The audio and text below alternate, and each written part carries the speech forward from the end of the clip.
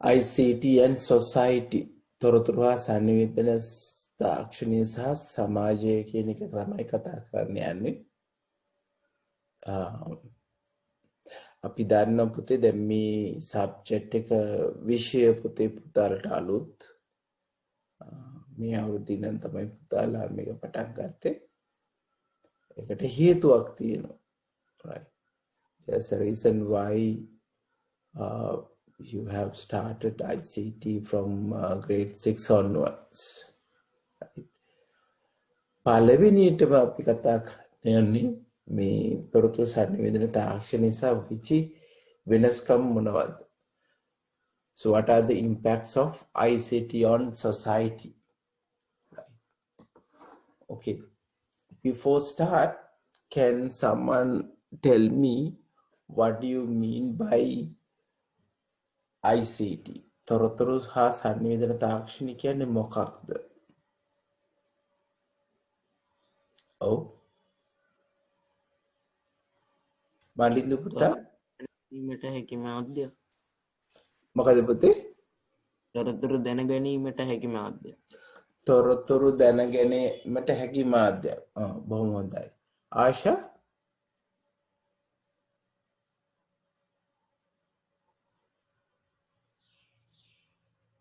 දුලාජ්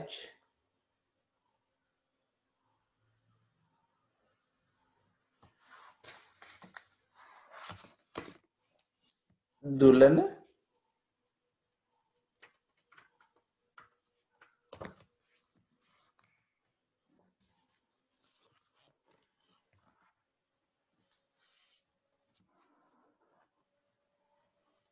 කනිෂ්ක තොරතුරු හා සංනිවේදන තාක්ෂණ කියන්නේ මොකක්ද? පොතවල තේරෙන විදිහට කියන්න. මේකේ වචන දෙකක් තියෙනවා. තොරතුරු තියෙනවා සංනිවේදනය තියෙනවා නේද? ඔව් තොරතුරු කියන්නේ මොනවද එහෙනම්?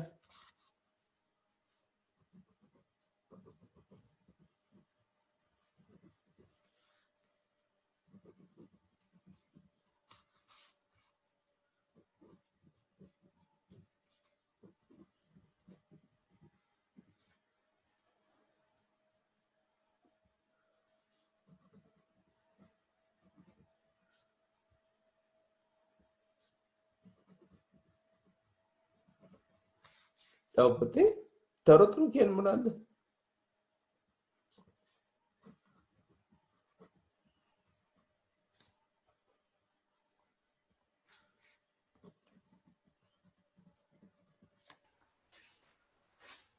සංනිවේදන. ඔව් පුතේ කියන්නේ අපි දන්නේ නැති බොහෝ දේවල්. අපි දන්නේ නැති බොහෝ දේවල් වලට අපි කියනවා තොරතුරු කියලා. එහෙමද පුතේ?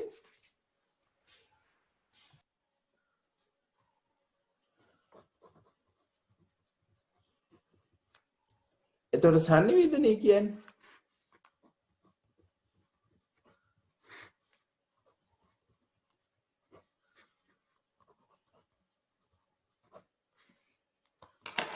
හොඳයි. එහෙනම් අපි බලමු. තොරතුරු හා සංනිවේදනය කියව මම කියව කොටස් දෙකයි. තොරතුරු කියන්නේ මොනවද? අපිට ප්‍රයෝජනවත් දේවල්. එතකොට දත්යන් තොරතුරු බවට පරිවර්තනය කරනවා කියන එකට අපි කතා කරේ මුලින් ඉඳන්ම නේද? විවිධ දත්යන් තියෙන අපිට තීරණ නිගමන වලට එන්න මේවා තොරතුරු බවට පරිවර්තනය කරන්න ඕනේ. දැන් උදාහරණයක් විදිහට පුතේ අද දවසේ කාලගුණය කියන එක ගත්තොත් අද දවසේ වහිනවද නැද්ද? ඒක මේ දක්වා තියෙන තොරතුරු වලින් අපේ කාලගුණ දෙපාර්තමේන්තුව තීරණය කරනවා අද වහිද නැද්ද කියලා. තොරතුර. හැබැයි මේ තොරතුර ඒගොල්ලෝ ගාව තිබිලා හරියන්නේ නැහැ. ඒක සංනිවේදනය කරන්න. රූපాని මාධ්‍යයෙන් නේද? රේඩියෝ මාධ්‍යයෙන් ඒගොල්ලෝ අපිට කිව්වහම අපිට තීරණ ගන්න පුළුවන්. මොහොත රළුයි කියලා කියනවා අද මොහොත යන්න එපයි කියලා. නේ? ඒ තොරතුර නිර්මාණය වුණේ කාලගුණ දෙපාර්තමේන්තුවේ. හැබැයි ඒක සංනිවේදනය කර අපේ සමාජයේ නේද? ප්‍රයෝජනවත් වෙන විදිහට මේක සංනිවේදනය කරා. So there are two parts in information and communication. So information means you are generating information, useful information for us to make decisions. And then communication is you have to communicate. So somebody generates the information and then you have to communicate to the others to be useful. හරි? එහෙනම් මෙන්න මේ කොටස් දෙකෙන් තමයි අපි තොරතුරු හා sannivedana තාක්ෂණය කියන එක කතා කරන්නේ. ඒතර දැන් අද වෙනකොට පොතේ අපේ ඉගෙනීමට අනිකුත් සියලුම කටයුතු වලට මේ තොරතුරු sannivedana තාක්ෂණය පාවිච්චි කරනවා. උදාහරණයක් ගත්තොත් ඉන්ටර්නෙට් අන්තර්ජාලය කියන එක ගත්තොත් ඒ අන්තර්ජාලය කියන එක මේ තොරතුරු හා sannivedana තාක්ෂණය ඒකේ ප්‍රතිඵලයක් විදිහට තමයි අපි පාවිච්චි කරන්නේ. Right. So let's look at how we could use. Another thing, now because of ICT, today we are going to have the lesson. Ne? තොරතුරු sannivedana තාක්ෂණය හින්දා තමයි අද අපි මෙහෙම ඉගෙන ගන්න. දැන් මේ බොහොම අමාරු කාලයක් නේ. අපි හැමෝටම ගෙදරින් එළියට වහින්න එහෙම බෑ සංචාරණය අපි කියන සීමා වෙලා තියෙනවා. We can go outside, we can't go to schools. Yes, we have started, but there were delays. But with online education, electronic education, there are a lot of ways that now you can learn. මුල් කාලේ ඔයගොල්ලෝ ඉගෙන ගත්තට වඩා බොහොම අපි කියන සාම්ප්‍රදායික ඉගෙනුම් ක්‍රම වලට එහා ගිහිල්ලා අපි විවිධ ක්‍රම වලට ඉගෙන ගන්න ලැබුණා. අපි තාක්ෂලාව කියලා තියෙනවා රාජ්‍ය විසින් පොතලගේ අධ්‍යාපනයට අවශ්‍ය සියලු දේ පාවිච්චි කරනවා. So we can use e-taksala for education. There are recorded videos. You can use YouTube, right? So all these because of electronic learning. ගෙදරින් ඉගෙන ගන්න පුළුවන් දැන් නේ. එතකොට we can explain through pictures and videos. ඉස්සර අපි ලියවහම බෝඩ් එකක් අරගෙන අපේ ටීචර් කෙනෙක් එක්ස්ප්ලেইন කරනවට වඩා now I can show you videos. And then you can use pictures and video clips. You can get information through internet. නේද මොනවා හරි තොරතුරක් හොයාගන්න උනොත් අන්තර්ජාලය හරහා හොයාගන්න පුළුවන්. උදාහරණයක් Google මොනවා හරි තොරතුරක් වුණොත් ඔබ ටයිප් කරාම Google හරහා මේ තොරතුරු ගන්න පුළුවන්. අපි කියන search engine එක සෙවුම් යන්ත්‍රය search engine එක හරහා අපිට අවශ්‍ය තොරතුරු ගන්න පුළුවන්. එතකොට පාසල් අතර තොරතුරු හුවාරු කරන්න පුළුවන්. So you can connect with the other schools and then you can learn from anytime anywhere. ඔව් පොතන කවුරුහරි මට කියන්න මොකද්ද මේ anytime anywhere කියන්නේ?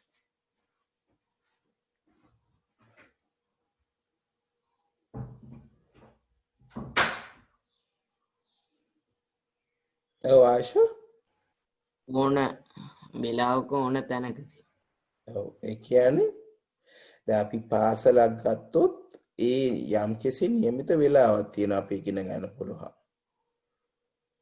හරි? ඊළඟට ඒ යම් ස්ථානයක් තියෙනවා. හැබැයි මේ ඔන්ලයින් ලර්නින් වලදී අපිට ඕනෙම වෙලාවට වෙලාව ප්‍රශ්නයක් නෑ. ඕනෙම තැනක ඉඳන් ගෙදර වෙන්න පුළුවන් නේ. ශාලේ වෙන්න පුළුවන්. ගෙදර ඇතුලේ නිදියන්දී සමහර නිදානේ ඉන්නවා වෙන්න පුළුවන් නේ. ඕනෙම තැනක ඉඳන් අපිට ඉගෙනීමේ හැකියාව තියෙනවා. ඒ විතරක් නෙමෙයි ඔකට තව එකක් එකතු වෙන්න ඕනේ. We can use any device. ඒ කියන්නේ අපිට ලැප්ටොප් එකක්, ඩෙස්ක්ටොප් එකක්, ෆෝන් එකක් මේ ඕනෑම ක්‍රමයකට සම්බන්ධ වීමේ හැකියාව තියෙනවා. ඊළඟට අපි ගත්තොත් පොතේ හොස්පිටල් එක වගේ දෙයක්. If you take hospital, we call electronic health. හරි? එතකොට දැන් ගොඩක් අපි රෝග තියෙනකොට ඒවා හඳුන ගන්න විවිධ පරීක්ෂණ කරනවා. පරිගණකගත උපකරණ පාවිච්චි කරනවා. මේ හැමදේම හරහා හැකි ඉක්මනින් ඒ අදාළ රෝගය හඳුනා ගැනීමේ හැකියාව තියෙනවා. So you can use modern equipments and we can use these devices to diagnose the illness. You can find out what exactly the problem is. උදාහරණ අපි කියනවා EEG. අපේ මොලේ ක්‍රියාකාරීත්වය කොහොමද වෙන්නේ කියලා EEG හරහා දැනගන්න පුළුවන්. එහෙම නැත්නම් MRI. අපේ ශරීරයේ තියෙන මොන හරි ලෙඩක් අපිට ස්කෑන් කරලා හොයා ගැනීමේ හැකියාව තියෙනවා. සමහර වෙලාවට ත්‍රිමාන ඡායාරූප ලබා ගැනීමේ හැකියාවක් තියෙනවා. ඊළඟට තමයි පුතේ you can store the patient information. ගොඩක් වෙලාවට දැන් හොස්පිටල් එන්න පරිගණකගත කරමින් යනවා. ඒතර පුතාලාගේ තොරතුරු ඕනෑම වෙලාවකට ලබා ගන්න පුළුවන්. මොන වගේ ලෙඩ තියෙන්නේ, මොන වගේ බෙහෙත්ද දීලා තියෙන්නේ නේද? හරි ලේසි. Then e-governance electronic රාජ්‍ය කියන අදහස ඒ කියන්නේ රජයේ විසින් අපේ සාමාන්‍ය ජනතාවට පාවිච්චි කරන්න දීලා තියෙන පහසුකම් තියෙනවා. එකක් තමයි බිල්පත් ගවන්න. දැන් අපේ වතුර බිල, විදුලිය බිල එහෙම නේද? ඒ අදාළ තැනට ගිහලා ගෙවන්න අවශ්‍යතාවය නැහැ. එහෙමත් පුළුවන්. අන්තර්ජාලය සඳහා බොහොම ලේසියෙන් ගෙවන්න පුළුවන්. එහෙම නැත්නම් විශේෂ machines දැන් ඕගොල්ලෝ දකිනවා අපි කියන kiosk කියලා. බැංකුවේ එහෙම වෙනම kiosk යන්ත්‍රයක් තියෙනවා. බිල්පත් ගෙවන්න පුළුවන්. ඊට පස්සේ ණය පහසුකම් ඒ වගේ තොරතුරු අපිට බලා ගන්න පුළුවන් විදිහට අදාළ වෙබ් අඩවි හරහා අපිට ලබා දෙනවා. තොරතුරු දැනගන්න රාජ්‍ය තොරතුරු කේන්ද්‍රයක් කියලා එකක් තියෙනවා. Government Information Center කියලා. උතරට අවශ්‍ය ඕනම තොරතුරක් ගන්න පුළුවන්.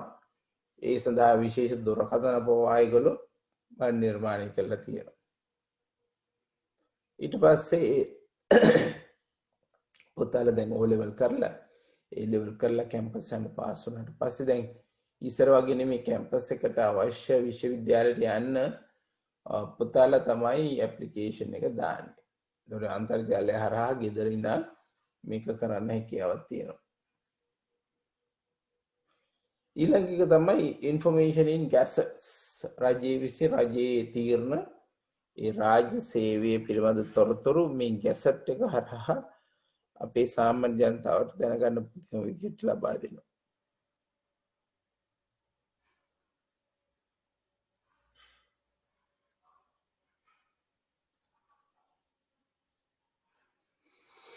ඊට පස්සේ සිතියම the map of Sri Lanka ගොඩක් වෙලාවට අපේ මිනින්දෝරු දෙපාර්තමේන්තුව හරහා රජයේ තියෙන විස්තර මැප් එකක් විදිහට අපිට ලබා ගැනීම හැකියාව තියෙනවා. එහෙනම් ඔන්න ඊ රාජ්‍ය යන සංකල්පය යටතේ මොනවද වෙන්නේ කියන එක අපි කතා කරා. ඊට පස්සේ එතනින් ගියොත් e-commerce කියන එක මේ වාණිජමය කටයුතු සඳහා තොරතුරු sannivedana තාක්ෂණය බොහොම හොඳින් පාවිච්චි වෙනවා මේ කාලෙදී. අපිට සමහරට ඒ අදාළ ස්ථානට යෑමේ හැකියාවක් නැහැ. හැබැයි ඒගොල්ලන්ට පුළුවන් අපේ ව්‍යාපාරිකයන්ට මේ සෝෂල් මීඩියා හරහා අවශ්‍ය නම් ඒගොල්ලන් කස්ටමර්ස්ලත් එක්ක සම්බන්ධ වෙන්න. එතකොට මේ ඊ-වාණිජ්‍ය කියන කතා කරොත් මුලින්ම අපි කතා කරන්න ඕනේ මේකෙදි කතා වෙන්නේ අන්තර්ජාලය හරහා විවිධ භාණ්ඩ ගෙන්වා ගැනීම. අපි අදාළ ෂොප් එකට යන්නේ නැහැ. ඊට පස්සේ අපි ඊ අදාළ තැනට යනවා වෙනුවට අන්තර්ජාලය හරහා මිලදී ගන්න පුළුවන්. හරි. හොඳයි පුතේ. එහෙනම් මීට අදාළව අපි බලමු කොටස් කීපයක් මම පුතාලට පෙන්නන්න.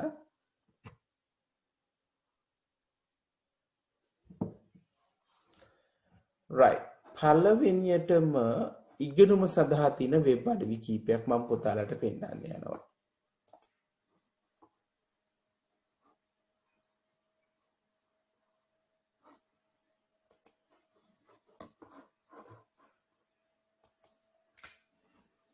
ඉගෙනුම සඳහා තියෙන වෙබ් අඩවි කීපයක්.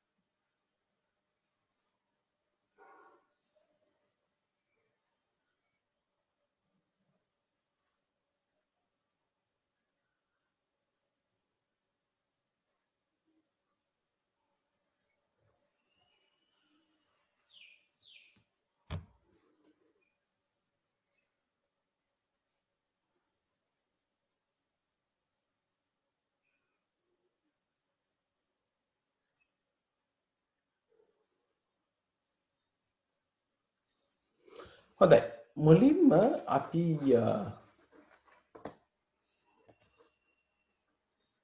ඊටක්සලාට යමු. පුතාලගේ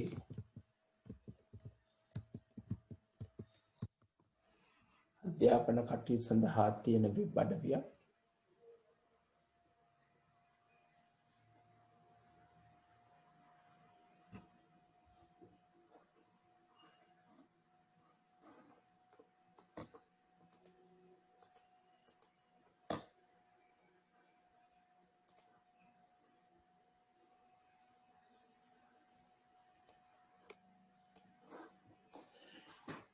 අධ්‍යාපනයේ සඳහා තියෙන වෙබ් අඩවි ගණනාවක් තියෙනවා.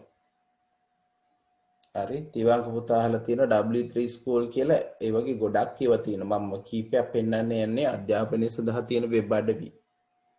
දැන් ඊතක්සලාව කියන එක පුතාලා කලින් ගිහිල්ලා තියෙනවා නම් පුතාලාගේ විෂය නිර්දේශයට අදාළ හැමදේම තියෙනවා. So you have everything in your syllabus. You can have grades.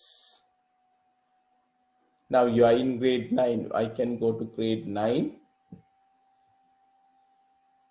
And here are the subjects. අපේ විෂයන් තියෙනවා. ඊළඟට අපි ගත්තොත් තොරතුරු සංනිවේදන තාක්ෂණය කියන එක. ඒකට අදාළව පුතාලගේ අදාළ පිටුවක් තියෙනවා. තොරතුරු මේකෙන් ලබා ගන්න පුළුවන්. හරි. ඊට පස්සේ අපි එතනින් ගියාට පස්සේ අපිට යන්න පුළුවන් e-publications.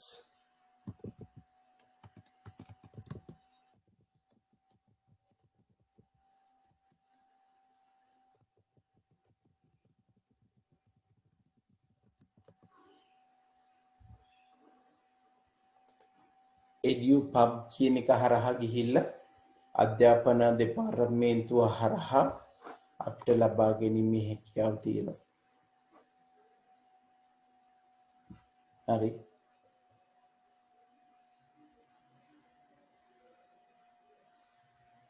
දැන් උදාහරණයක් විදිහට මට ඕනනම් පුතාලගේ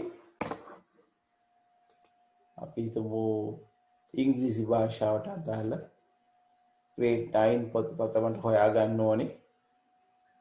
එතකොට මේ තියෙන මේ වගේ දේවල් අපි තොරතුරු සංනිවේදන තාක්ෂණය කියන එක තෝරගත්තොත් ඊට අදාළ තොරතුරු අපිට ලබා ගැනීමේ හැකියාව තියෙනවා.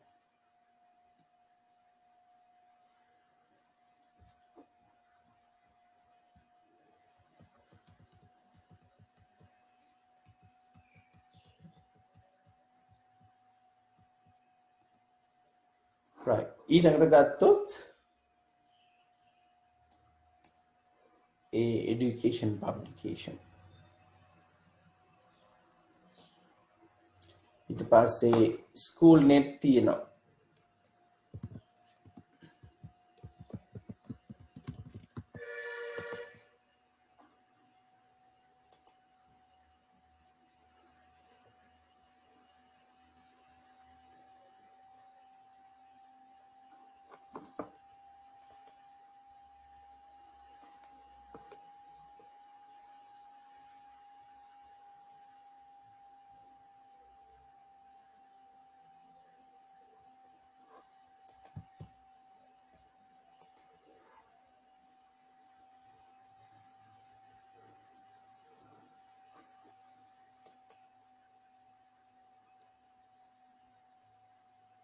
ඒ වෙබ් අඩවිය වෙන වැඩ කරන්නේ යමකේ. හරි. ඊළඟට අපිට අවශ්‍ය ඕනම දෙයක් ඉගෙන ගන්න හැකියාව තියෙනවා. උදාහරණයක් විදිහට අපි ගොඩක් වෙලාවට ඉගෙනුම් කරද්දී අදාළ තොරතුරු අන්තර්ජාලයෙන් ලබා ගන්නවා. උදාහරණයක් විදිහට මම YouTube එකට ගියොත් e-learning ගත්තොත්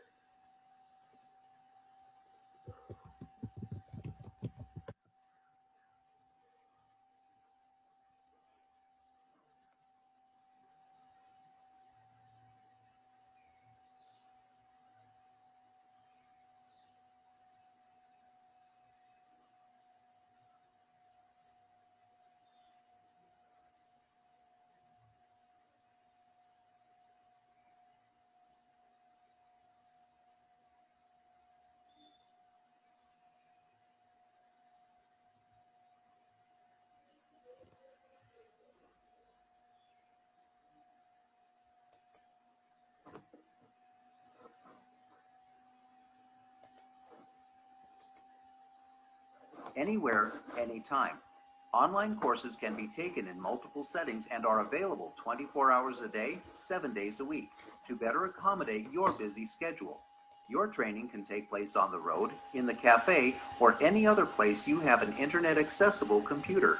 Learn what you really need. Learners may have the option to select learning materials that meet their level of knowledge and interest. Travel costs. Reduces travel costs and time needed to travel to and from school. Learn at your own pace. When a student sits in the lecture, he must adapt himself to the rhythm of the class. One cannot linger on which some students don't understand. There's also no opportunity to run ahead and to skip on points that to certain people seem clear and to others not.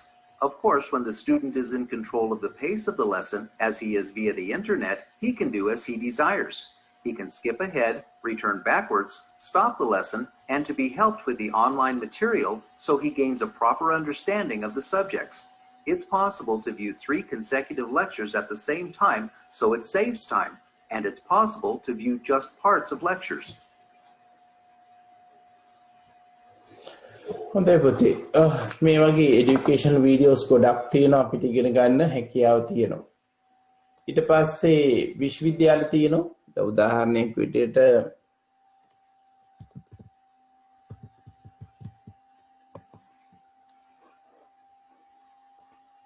ගොඩක් වෙලාවට විශ්වවිද්‍යාලවල තියෙන වැඩසටහන් අපිට අන්තර්ජාලය හරහා බලන්න හැකියාව තියෙනවා.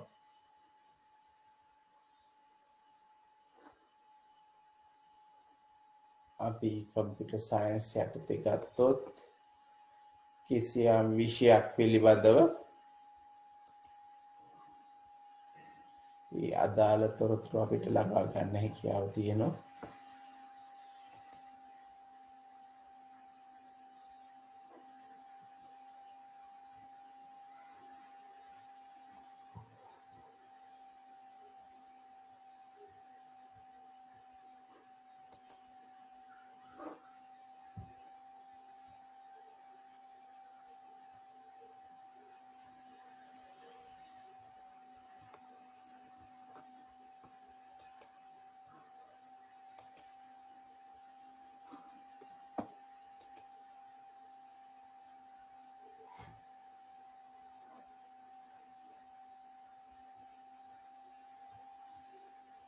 ඊට පස්සේ අපිට මේ පිළිබඳව දැනගන්න පුළුවන්.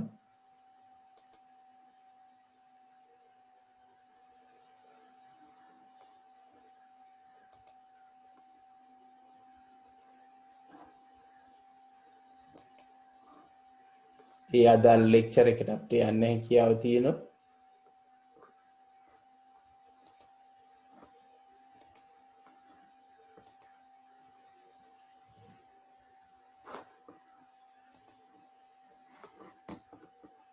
Hi, I'm Colleen Van Lent, and I'm happy to welcome you to Introduction to HTML5. I'm very excited to teach this course because I love the idea that we finally will have some course that will really explain the basics to as many people as possible. I love working with people and I love working with technology, and I think the best thing we can do is have as many people involved as possible to really make sure that we're building things that everyone can use. So in this course, we will be covering the basics. I really can't emphasize enough that we will be starting at the very basic building blocks. So we'll start off talking about what's called syntax and semantics. What are the actual code that people write in order to make a web page a web page? And are there any special meanings behind any of these words that can convey special information to those who may not be able to access the web the same way I do? So perhaps someone who uses special accessibility tools. After we cover the syntax and semantics, we're going to talk more about this accessibility idea that I just alluded to. This idea that if we're going to build a web page, what do we need to do to make sure the most people as possible can access the information?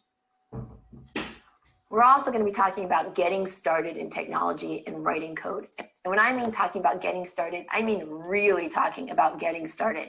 Right down to you and I are going to walk through together on how we're going to create a file. One of the things I think that really trips people up when they're starting to learn computer science or any type of technology-based criteria or curriculum is that professors or instructors say, let's get started. Here's your homework. Go ahead and do it.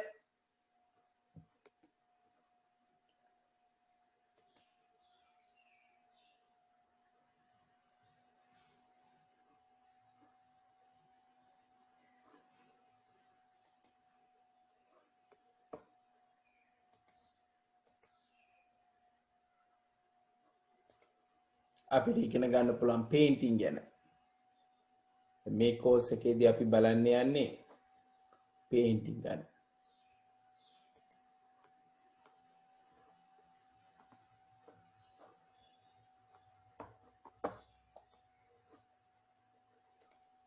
Hi, my name is Corey D'Augustine, and I'd like to be the first to welcome you to this course where we'll be studying the materials and techniques of New York School painting together. Just a quick word about myself. I am an art historian, I'm a conservator, and an artist as well. So but we're also talking campus. An art historian, New York School was an artist as well. So I'll be bringing these different perspectives in as much as possible to the course.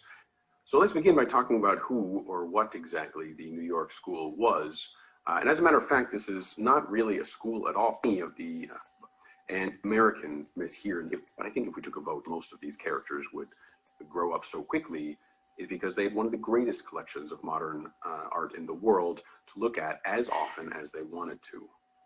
So as we're looking at this image, we have actually a pretty high percentage of the New York School painters here in one room, and this is the club. Willem de Kooning, perhaps the leader of this movement. I say perhaps because there wasn't one leader, but I think if we took a vote, most of these to the square. Albers was great color modernism, could in 1942. Painting ගැන තියෙන also course එකක් moved, පොතේ. from the chaos of World War II in Europe to the relative calm of New York City. Mondrian also was very much accessible. Not only could the New York School artists go to MoMA to see Mondrian's works, but they could have a beer with him and learn modernism from one of the living sources of that movement.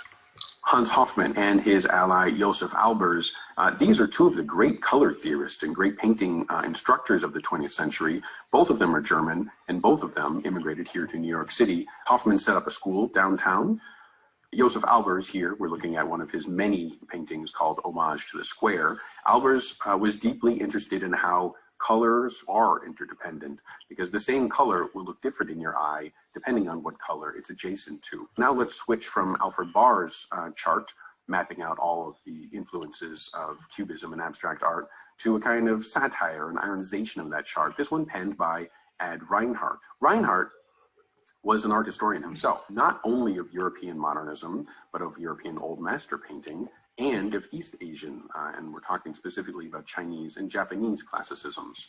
Reinhardt was interested in Asian calligraphy, and these classical painting traditions will find that influence working its way into the gestural paintings of the New York School. And Reinhardt was also interested in philosophy, specifically in Zen or Chan Buddhism.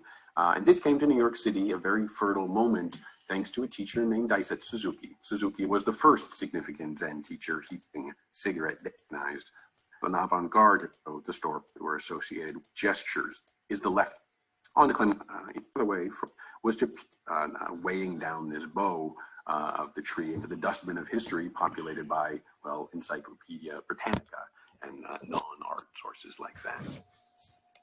Well, already in this brief introduction, I think we can agree that this is some extraordinarily rich subject matter, and පුතේ මේකෙදි අපි ඔය දැකපු causes කරනාව අපිට ඕනම subject එකක් අන්තර්ජාලය හරහා නොමිලේ ඉගෙන ගන්න පුළුවන්. තව කිව්වොත් Khan Academy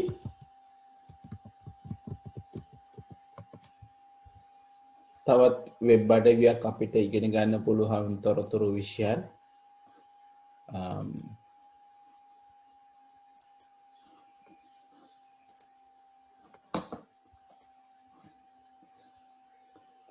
ස්කෝලේ පුතාලට ගොඩක් ඉගෙන ගන්න තොරතුරු තියෙන වෙබ් අඩවියක් මේක.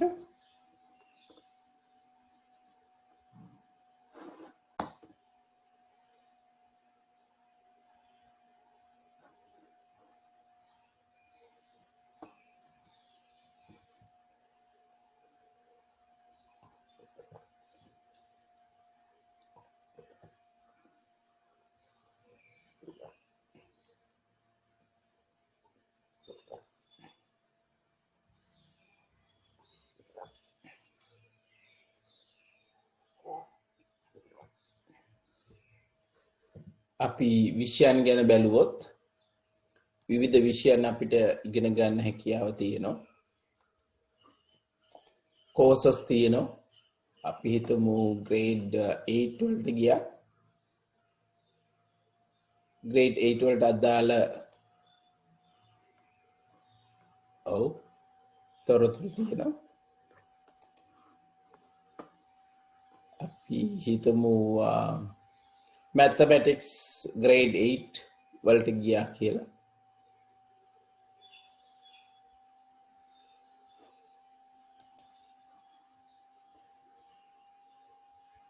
Express the rational number 19 over 27 or 19/27ths as a terminating decimal or a decimal that eventually repeats. Include only the first 6 digits of the decimal in your answer. Let me give this a shot. So we want to express 19 over 27, which is the same thing as 19 divided by 27 as a decimal. So let's divide 27 into 19. So 27 going into 19, and we know it's going to involve some decimals over here because 27 is larger than 19 and it doesn't divide perfectly. So let's get into this. So 27 doesn't go into 1, it doesn't go into 19. It does go into 190. And it looks like 27 is roughly 30. It's a little less than 30. And 30 times 6 would be 180. So let's go with it going 6 times. Let's see if that works out well. 6 times 7 is 42. 6 times 2 is 12, plus 4 is 16. And when we subtract 190 minus 162 is going to get us, actually, we could have had another 27 in there, because when we subtract, so we get a 10 from the tens place, so that becomes 8 tens. This became 28. So we could have put one more 27 in there. So let's do that. So let's put one more 27 in there. So 7 27s. 7 times 7 is 49. 7 times 2 is 14, plus 4 is 18. And now our remainder is 1. We can bring down another 0. We can bring down another 0. 27 goes into 10 0 times. 0 times 27 is 10. Subtract with a remainder of 10. But now we get to bring down another 0. So let's bring down this 0 right over here. So now 27, it goes into 100 3 times. 3 times 27 is 60, plus 21 is 81. 81, 3 times 7, you have 21, you have 81. And then when we subtract 100 minus 81, well, we could take 100 from the hundreds place and make it 10 tens. And then we could take one of the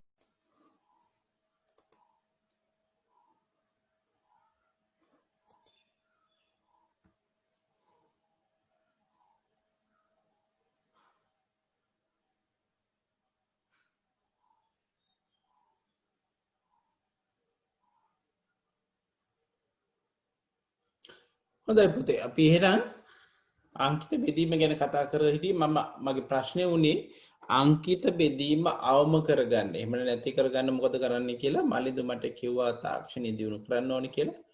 ආශා මේ අංකිත බෙදීම digital divide. So how do you avoid this or minimize this? Dulaj?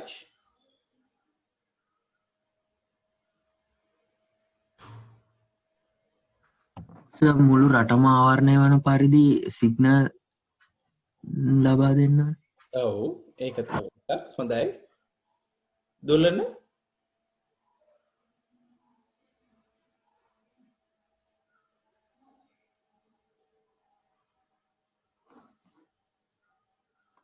දැන් අපි හිතුව අපි ගාව අපේ සමහර කට්ටියට අවශ්‍ය උපකරණ නැහැ. අපි කොහොමද ඒගොල්ලන්ට මේ පහසුකම් සපයන්නේ? ගෙවීමේ විදිහට මේ ලබා දෙන්න.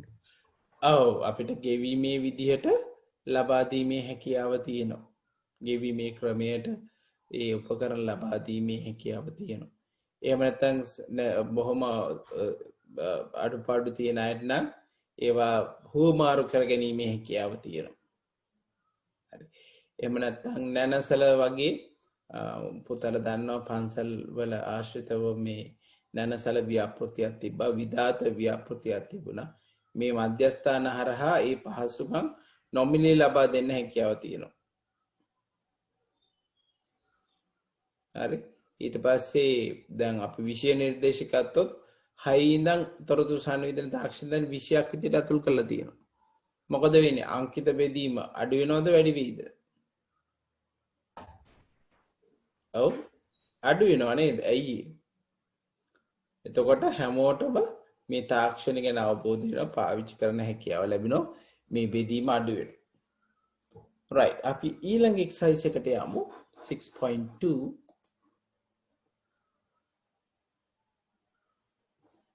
අපි උත්තර කතා කරා නමුත් මට ලියලා එවන්න පුතේ උත්තර ටික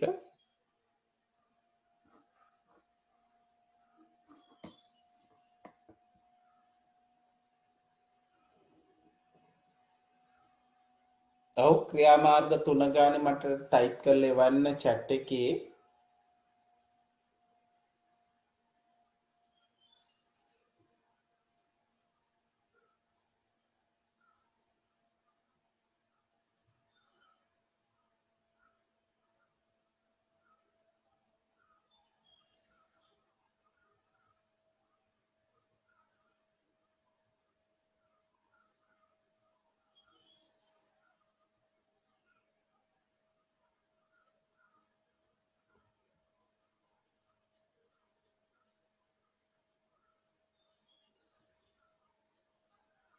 ඔව් 6.2 activity එක පුතේ මට ටයිප් කරලා එවන්න ඔයගොල්ලෝ ඉංග්‍රීසි මීඩියම් වල නම් ඉංග්‍රීසි වලින්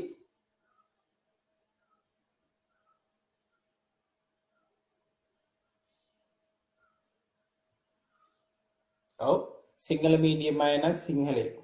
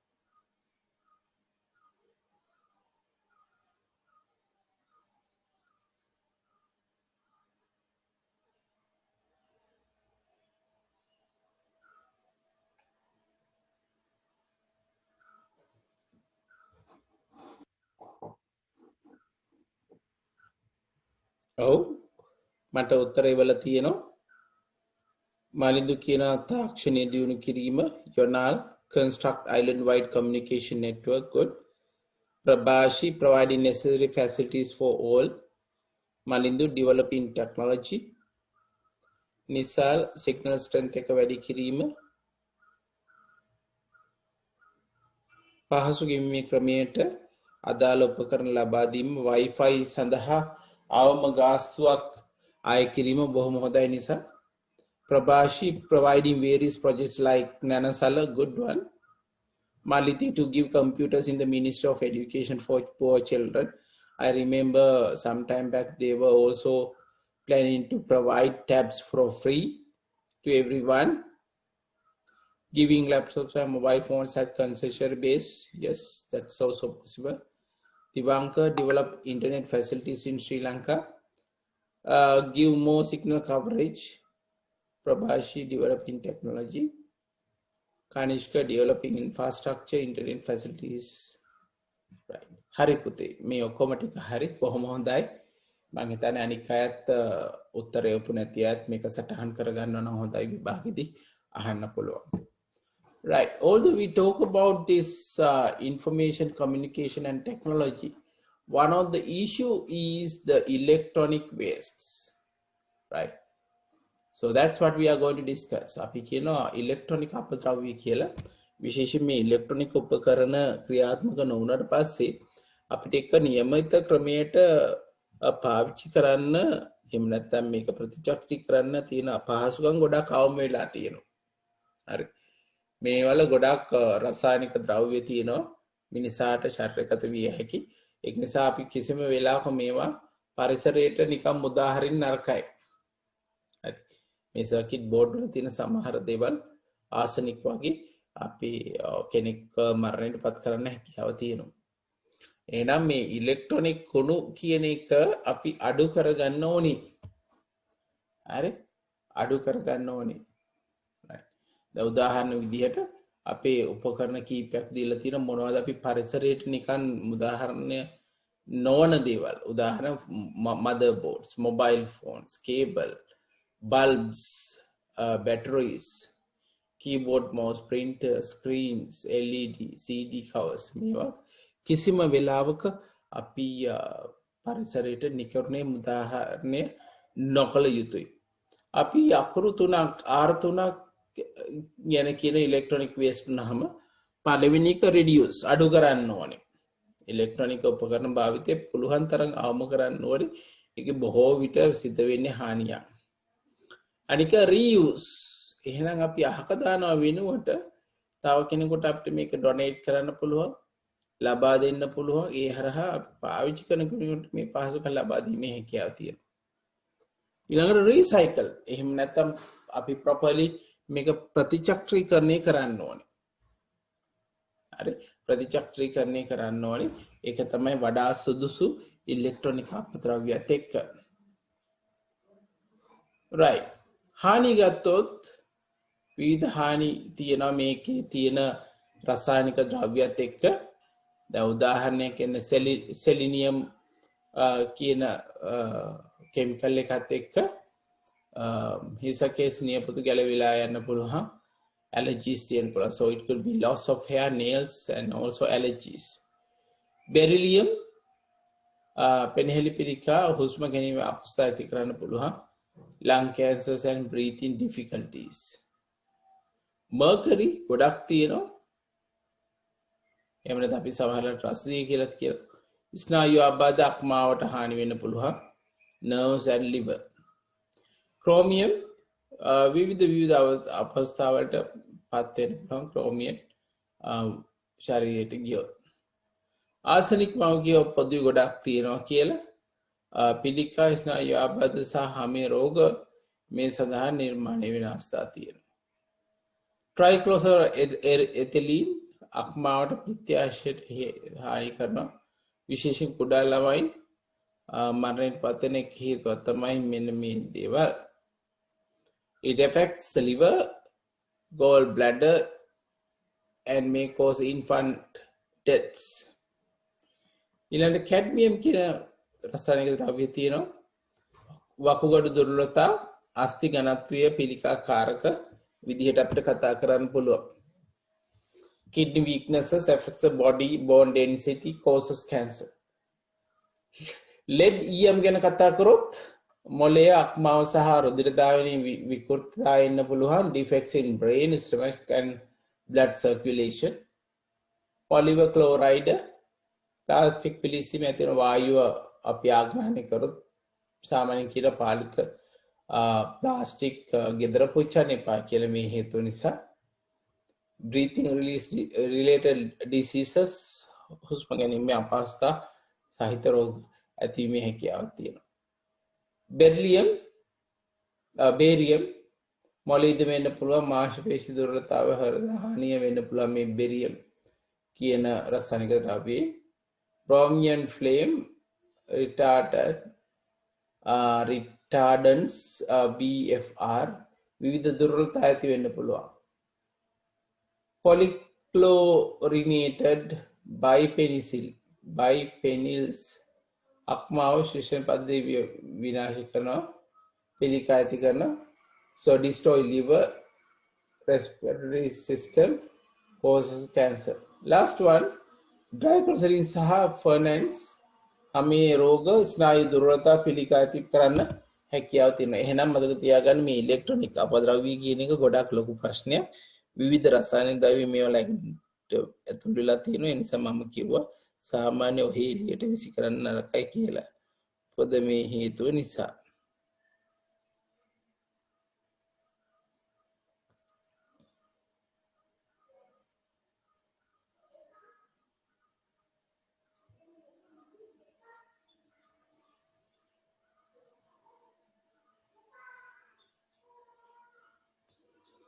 හොඳයි.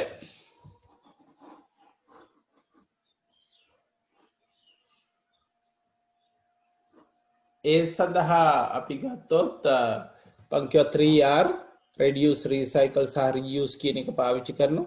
අපි අනවශ්‍ය විදියට ඉලෙක්ට්‍රොනික භාණ්ඩ එක්රස් කරන්න නරකයි. ඒක තමයි reduce කියලා කියන්නේ. එහෙම නැත්නම් නැවත නැවත පාවිච්චි කරන්න ඕනේ. ඒකෝ අලුත් වැඩියක් කරන්න ඕනේ. එහෙම නැත්නම් කෙනෙකුට ඩොනේට් කරන්න පුළුවන්. එතකොට ඒකට අපි කියනවා reuse කියලා.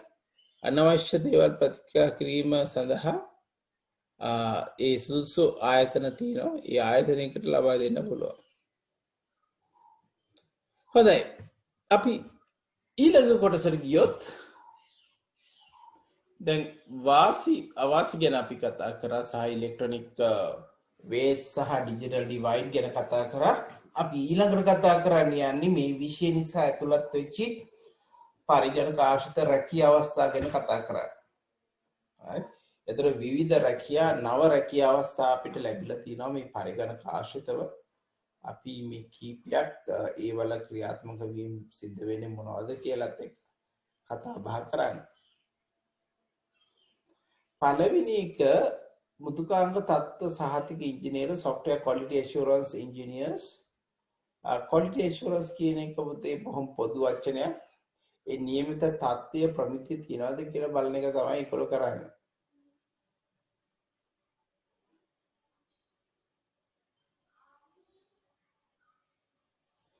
ඊළඟට මුදුකාංග ඉංජිනේරු එහෙම නැත්නම් software engineer බොහොම ජනප්‍රිය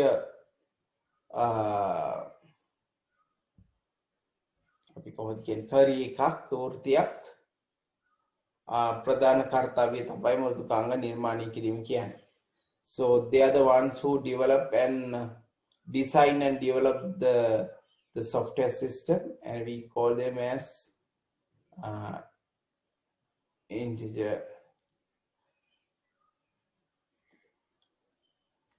ඊළඟට මෘදුකාංග නිර්මාණ ශිල්පී ඉන්න software architect ගොඩක් වෙලාවට අපේ මෘදුකාංගය නිර්මාණය කරන ඒ ඉහළ මට්ටමේ තීරණ ගන්න කියලා තමයි software architect කියලා කියන්නේ.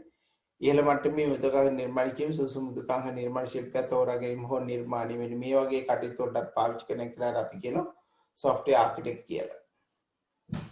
ඊට පස්සේ වැඩසටහන් ක්‍රම ලේඛක තියෙනවා. අපි පුතාලාගේ මට්ටමේ 10 11ට එද්දි මේ ගැන කතා කරනවා වැඩිදුරට.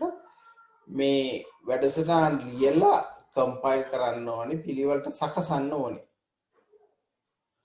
ඊට පස්සේ ජාල පරිපාලක අපි අන්තර්ජාලය ගැන කතා කරා. මේ අන්තර්ජාලයක් නිර්මාණය කරන පුද්ගලයාට තමයි අපි ජාල පරිපාලක එහෙම නැත්නම් නෙට්වර්ක් ඇඩ්මිනිස්ට්‍රේටර් කියලා කියන්නේ.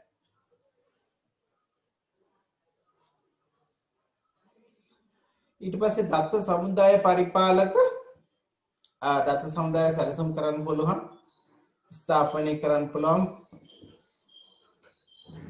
දෝෂ ගවේෂණය කරන්න පුළුවන්. දත්ත තැන්පතු ගැන අපි 10 දී මේ ගැන වැඩි විස්තර කතා කරනවා කොහොමද මේක නිර්මාණය කරන්න කියලා. දැනට පුතාලා මතක තියාගන්න මේ දත්ත සැලසුම් කිරීම, ස්ථාපනය කිරීම, දෝෂ ගවේෂණය කිරීම මෙන්න මේ කටයුතු කරන පුද්ගලයා අපි දත්ත සැලසුම් පරිපාලක එහෙම නැත්නම් database administrator කියලා හඳුන්වනවා. ඊළඟ වෙබ් අඩවි සංවර්ධන කර වෙබ් application development.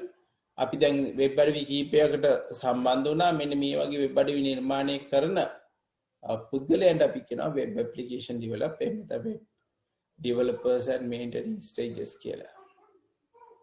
ඊළඟ graphic designers වෙබ් පිටු නිර්මාණය වෙළඳැන්වීම.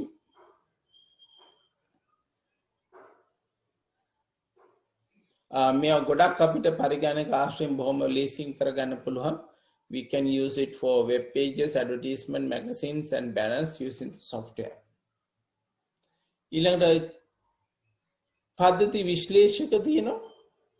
විශේෂයෙන් අපේ තොරතුරු සංවේදන යට අදාළ මෘදුකාංගයක් ස්ථාපනය කරන්න ගියොත් ඒක අවශ්‍යතා බලන්න ඕනේ තියෙනවාද කියන එක ඒ සඳහා ඉන්න පුද්ගලයාට කියන අර්ථ වින්‍යාස කියලා.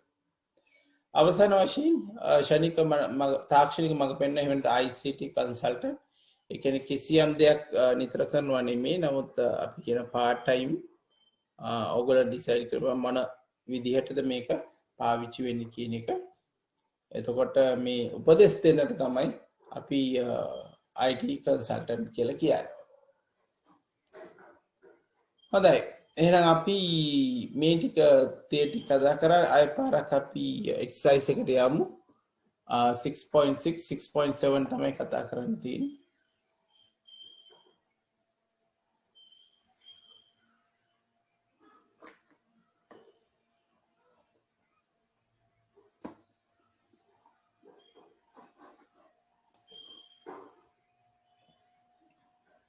හරි පුතේ මට ඉක්මනට උත්තර ටික chat එකේ කියවන්න.